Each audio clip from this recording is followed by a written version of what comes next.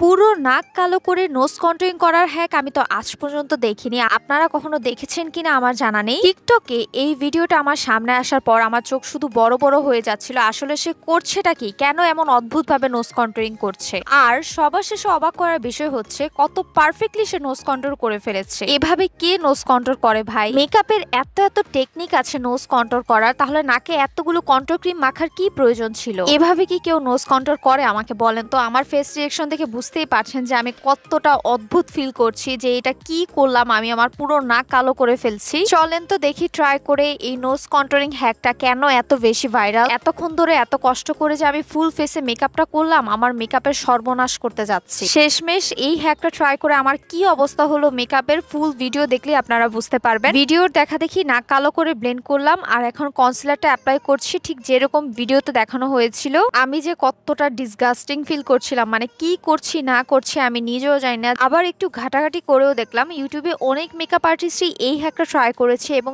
সবাই এই হ্যাকটা ট্রাই করে অনেক বেশি স্যাটিসফাইড। আপনারা তো শুরু থেকে দেখলেনই যে আমি হুবহু টু হুবহু সেম হ্যাকটাই ফলো করেছি। মানে আগে পুরো নাক কালো করা, দেন হচ্ছে কনসিলারটা অ্যাপ্লাই করা আর ক্রিম কন্ট্রোল কনসিলার দুইটাই কিন্তু খুব সুন্দরভাবে ব্লেন্ড করে দিয়েছিলাম ব্রাশ দিয়ে এবং হাত দিয়ে দুইভাবেই। আর যখন আমি এটা ব্লেন্ড করছিলাম হঠাৎ খেয়াল করলাম যে আমার নাক দেখতে অনেকটা শার্প মনে হচ্ছে। তারপর আমি আমার ফেসটাকে লুজ পাউডার এবং ব্রঞ্জার দিয়ে আবার সেট করে ফেলেছিলাম। মানে এইভাবেও যে নোজ কন্ট্রোল করা যায়, এই হ্যাকটা ট্রাই না করলে বুঝতেই পারতাম না। আমি খুবই অবাক হয়েছি, এটা কাজে দিয়েছে। মাস্ট ট্রাই করবেন। নতুন আরো ভিডিও পেতে আমার পেজটা ফলো করবেন, ভিডিও শেয়ার করে দিবেন। টাটা।